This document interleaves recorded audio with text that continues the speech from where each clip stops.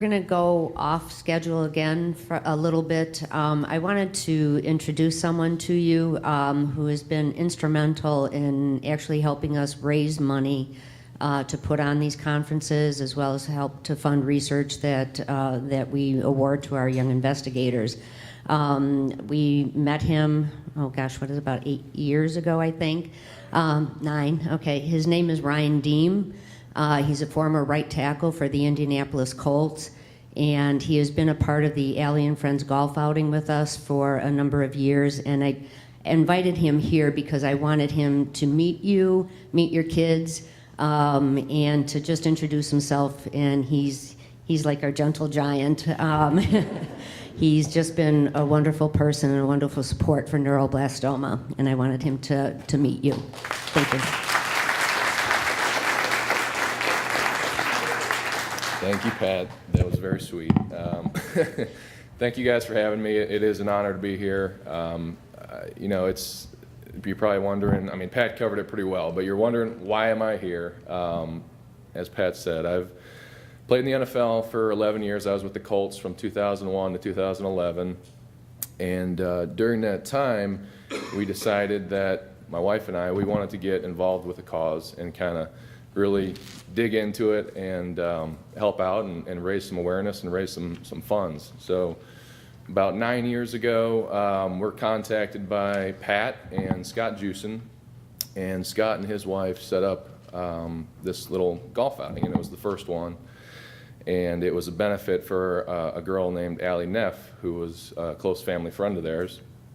And it was a neuroblastoma fundraiser. And they invited me out, and I went out with my dad, and we played golf and had a good time. But it was, after that day of golf, I got to know Scott and his wife Kristen a little better, and got to know Pat, and really decided that this was just a great cause and a great foundation, and want to get more involved and really dig into it and help. So we joined the board, and Pat, was gracious enough to extend that invite, and my wife and I just really connected with the cause. And over the past 9 years, we've had really good success with this golf outing.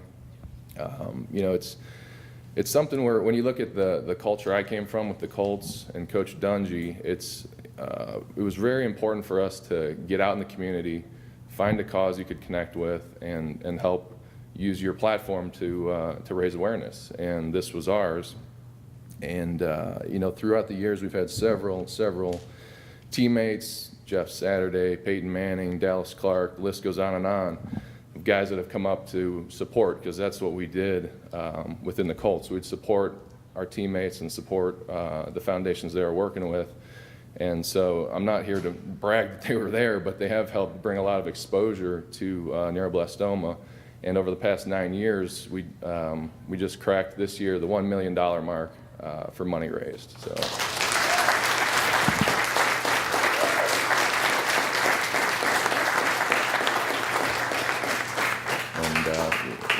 We're thrilled about that. We know where it goes. I mean, this foundation is kind of a grassroots effort.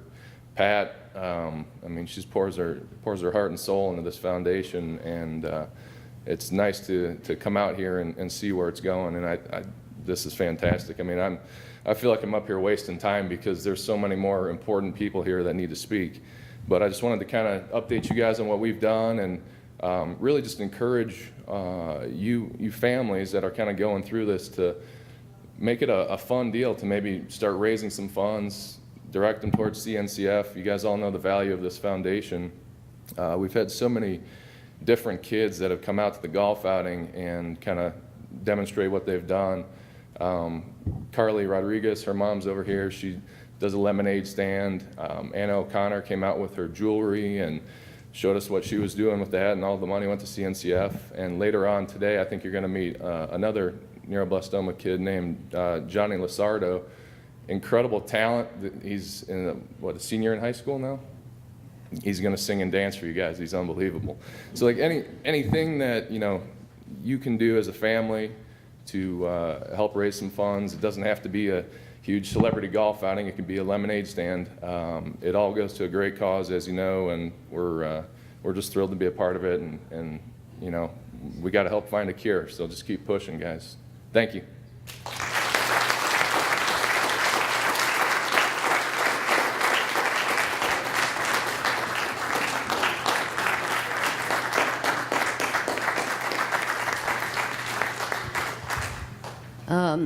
Like I said, Ryan's been tremendous support for us and for all of you families, and he didn't have to do it. He had no relationship to neuroblastoma, so we're even that much more grateful to him for being a part of this. And his entire family, business associates, everybody has come out in support of the Alley and Friends golf outing and various other events that we have. And again, we just want to thank you very much for actually providing all of this for us. Thank you.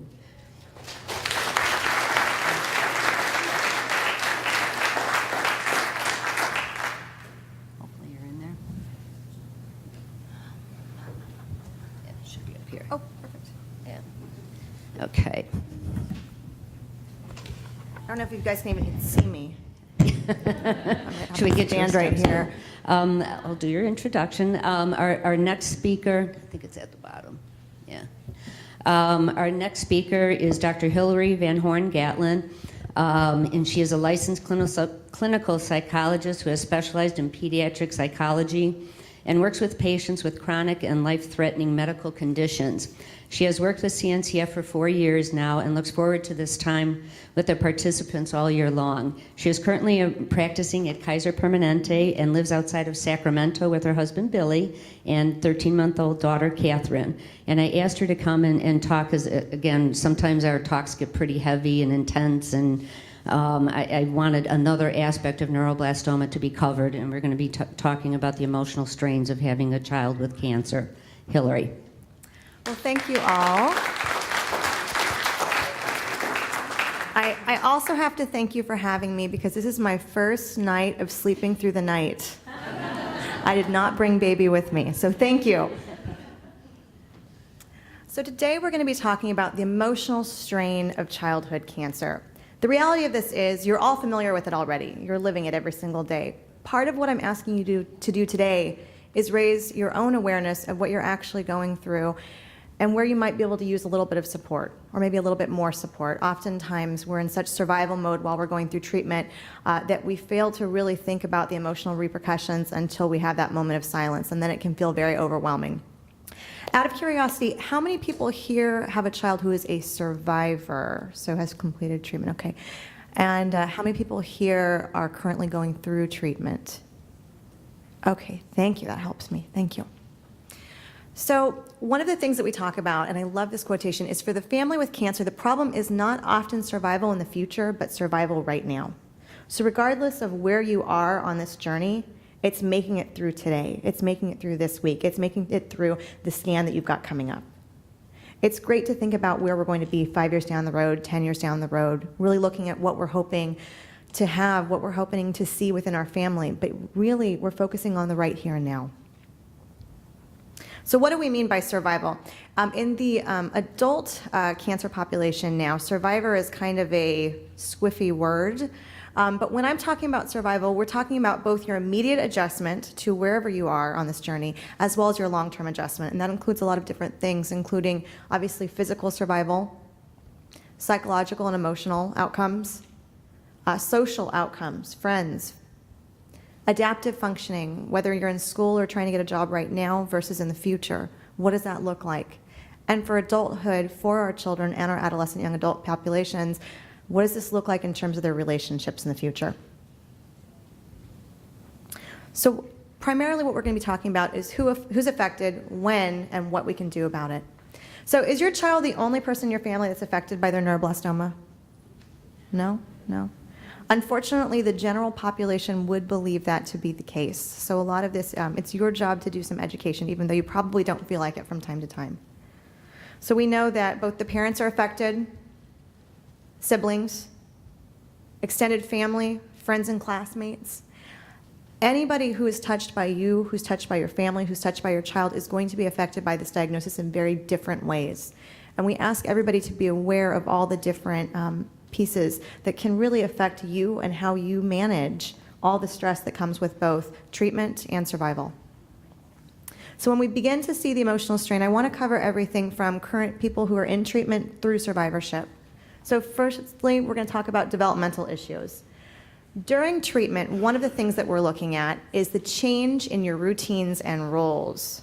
I'm guessing that it wasn't a completely normal experience while you're going through treatment. Things changed, right? You're not at home every day. Different people have different responsibilities. Maybe dad's doing the laundry a little bit more. You've got a neighbor mowing the lawn if you're lucky. Yeah, I see somebody nodding there, yeah. Things change. Life changes. Oftentimes siblings end up staying with extended family. They'll stay with friends, relatives, anybody while you're getting your treatment. Other things that we talk about is time spent from home for both the parent and the child who's affected by cancer and going through treatment. We also talk about all the new people that you meet, whether you want to or not. That includes the oncologist, the social workers, the nurses, all these new people that you are exposed to, including other families who are currently going through treatment of different types of cancers. The other thing that we talk about is the time from school and work. There's a cost to that. There's a cost for you, there's a cost for your family, there's a cost for everybody involved. And also the aspect of missing holidays and special occasions. I know I worked at City of Hope and we made it a really big deal during the holidays. In some ways, a lot of times siblings were a little bit jealous if their brother or sister was in the hospital around Christmas time. Has anybody experienced the Children's Hospital at Christmas time? Okay, so the amount of presents, bicycles. What my favorite was when the people from the airline companies, the captains came and they brought these bags full of toys. And in some ways, we really tried to make it special, but there's still, first, a sense of loss, and then also for siblings and other family members, sometimes a sense of jealousy. There's a lot of change and a lot of transitions that happen overnight, and you really don't have time to catch your breath and just take a moment and let it soak in. Also, the interruption of developmental tasks. This is a very important thing that we're going to be talking about quite a bit, because this really does have repercussions right now and long term if we're not careful. And finally, changes in self-image. I'm going to use the example of adolescent young adults. Who here has an adolescent or young adult? Okay, all right, so I'm speaking to a few of you, but we're going to use this as an example of developmental issues. So for adolescent young adults, we do know that they're actually more vulnerable to stress in some ways. They're a little bit, well, you know this, if you have an adolescent at all, they're a little bit less flexible, right? We know there's a lot of changes that are going on in development at that point. We're also looking at the disruptions that affect both their self-esteem, who they are, what they believe that they're capable of, how they see themselves.